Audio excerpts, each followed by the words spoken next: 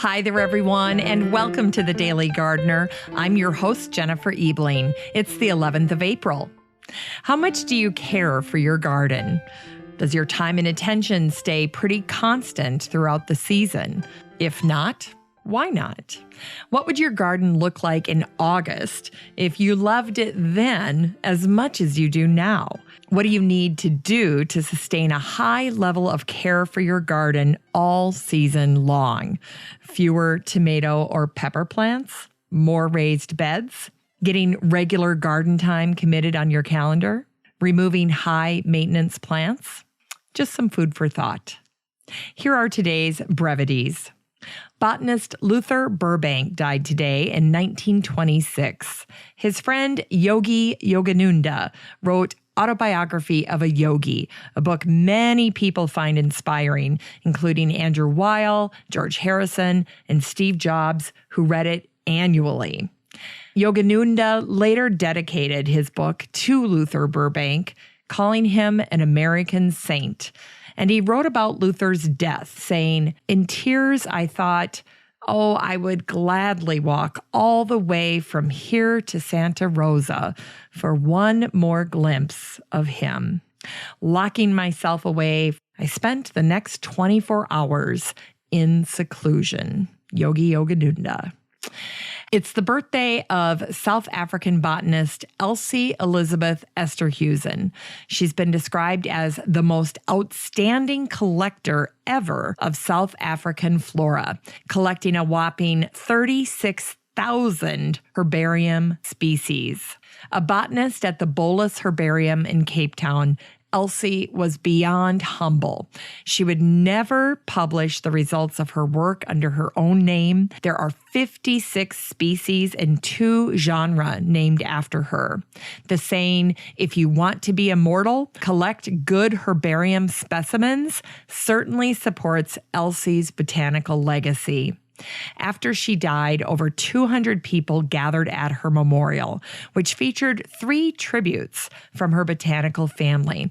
Botanist John Rourke recalled, "Elsie returned to Cape Town in 1938. It was here that her real career began." It's an astonishing fact that for the first 18 years of her employment at the Bolus Herbarium, she received no proper salary. That was for 18 years. He went on to say she did not collect randomly.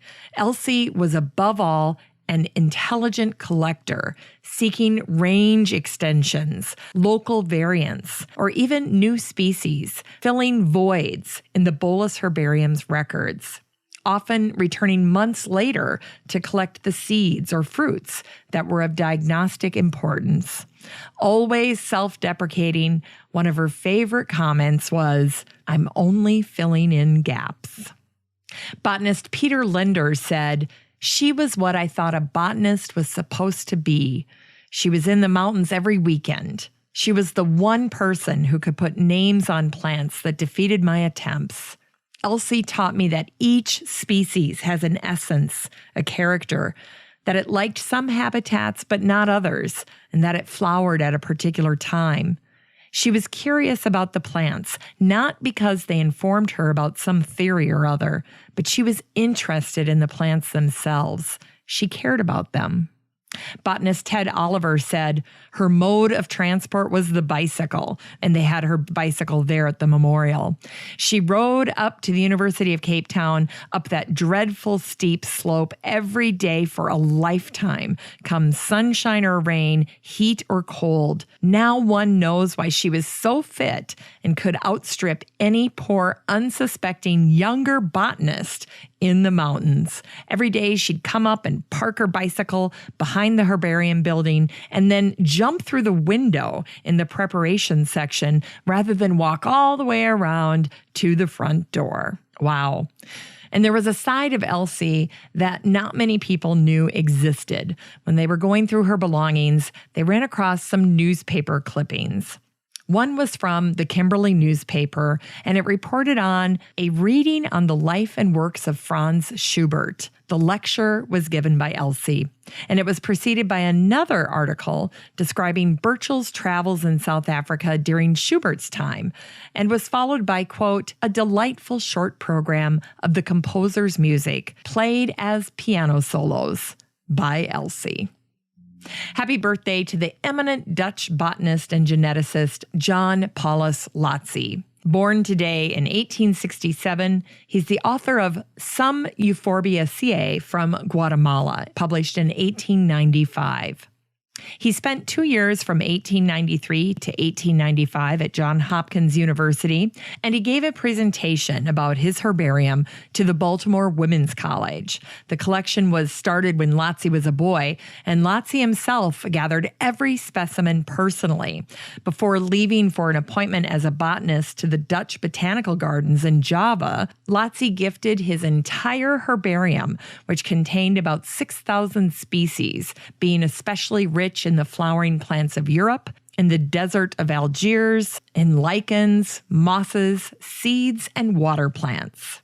Dr. Goucher of Johns Hopkins acknowledged the special value of the herbarium is that it was collected by an eminent botanist, not merely to contain as many species as possible, but to afford illustration of the principles of vegetable morphology and of adaptation of plants to peculiar conditions of environment.